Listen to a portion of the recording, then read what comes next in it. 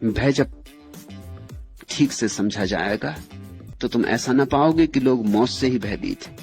जो मौत से भयभीत हैं वे जीवन से भी भयभीत होंगे ही। क्यों? क्योंकि यह जीवन ही तो है जो मौत लाता है। मौत आती कहां से? मौत जीवन के कंधे पर चढ़ के आती। इसलिए जो आदमी मौत से भयभीत है वो जीवन से भी भयभीत रहेगा। वो जी भी नहीं सकता ठीक से, क्योंकि वो जानता है कि जीवन से ज्यादा दोस्ती करनी ठीक नहीं, ये मौत में ले जाएगा। इस घोड़े पे सवारी ठीक नहीं, ये गड्ढे में गिराएगा। और मौत सदा जीवन के ही द्वार से आती है। इसलिए लोग जीवन से भी डरे हुए हैं। कौन जी रहा है? घसीट रहे हैं लोग, कुनकुने जी रहे हैं। जी कौन रहा है? दिल भर के नहीं जी पाते, क्योंकि हर बार जब दिल भर के जीने लगते हो तभी लगता कि मौत करीब आई। जहां दिल भर के जीने की चेष्टा की वहीं खतरा है, और खतरा तो एक ही है, मौत का। इसलिए तो लोग दुकानदार हो गए,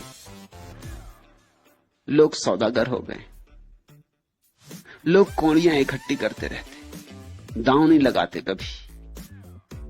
और तुम्हारा जीवन बिना दांव के जीवन ही नहीं है। जुआरी ही जानता है कि जीवन क्या है। दांव जो लगा सकता है वही जानता है कि जीवन क्या है, क्योंकि जीवन के फूल खतरे में खिलते। जब मौत बिल्कुल करीब होती तब जीवन के फूल खिलते। इसलिए खतरे में एक तरह का आकर्षण होता है। तुमने ख्याल किया?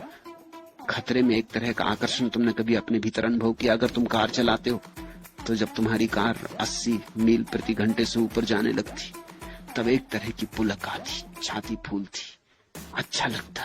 खतरा भी बढ़ता जाता। अब 90 हो गई, 95 हो गई, 100 मील की रफ्तार हो गई, और हिंदुस्तान के रास्ते और कार 100 मील की रफ्तार पर, और कार भी बिरला की एम्बेसडर,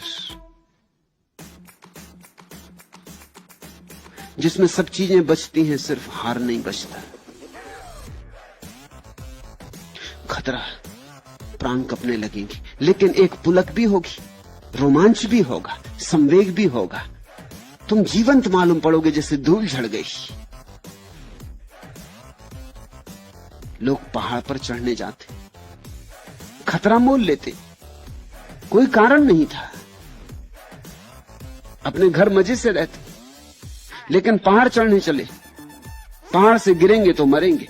जितनी ऊंचाई पर चढ़ते उतना ही रस विभोर हो जाते, क्योंकि उतनी ही मौत करीब होती। जब जीवन के मौत बहुत करीब होती है तब जीवन में एक तरह की ताजगी होती, यौवन होता है।